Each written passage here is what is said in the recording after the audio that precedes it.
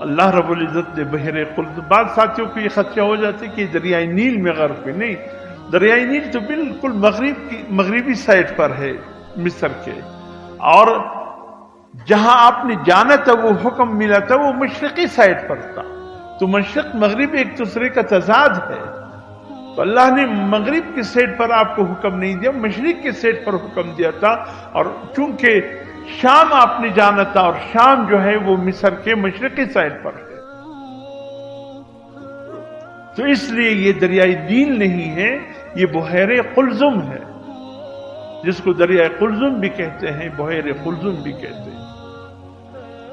اللہ نے اسی میں راستے بنا کر کے موسیٰ علیہ السلام کو پار کرا دیا،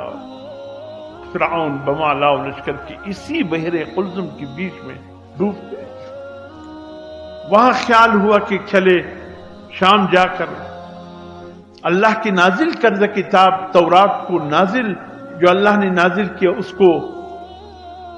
نافذ کرنے کا موقع ملے گا، لیکن وہ بنی اسرائیل ایسی ضدی قوم۔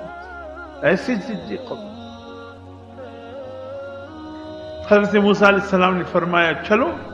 سورہ مائدہ چھٹے پارے میں یہ پھر پورا واقعہ اللہ پاک نے ذکر فرمایا۔ اب جب کنارے پر آ گئے،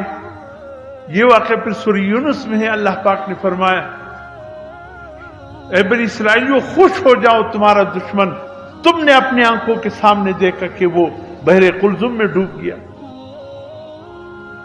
بنی اسرائیلی اپنے سامنے فرعون کو بما لشکر کے ڈوبتے دیکھا،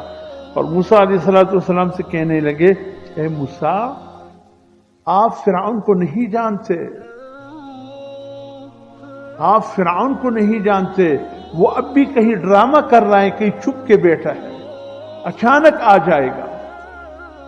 حضرت موسیٰ علیہ السلام نے فرمایا خدا کے بندو وہ ڈوب چکا ہے، کہا ہم ماننے کو تیار نہیں۔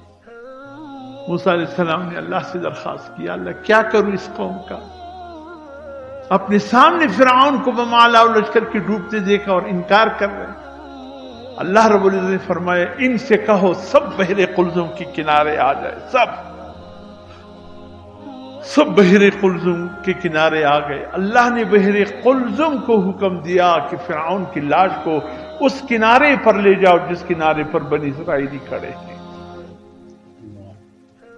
فرعون کی لاش جب اس کنارے پر آ گئی، موسیٰ علیہ السلام نے بنی اسرائیلیوں سے کہا اب یقین ہو گیا یہ فرعون کی لاش ہے کہ نہیں؟ کسی موسیٰ قریب نہ جاؤ، اب بھی ڈرامہ کر رہے، ہو سکتے اچانک کھڑا ہو جائے۔ اس لیے تو کہا گیا کہ بڑی ضدی قوم ہے یہ بنی اسرائیل، بڑی ضدی قوم۔ واللہ علم، مورخ جانے، تاریخ کی حقیقت جانے، مجھے علم نہیں ہے، نہ یہ قرآن و حدیث کی بات ہے، ایک تاریخی بات ہے کہ ہمارے یہ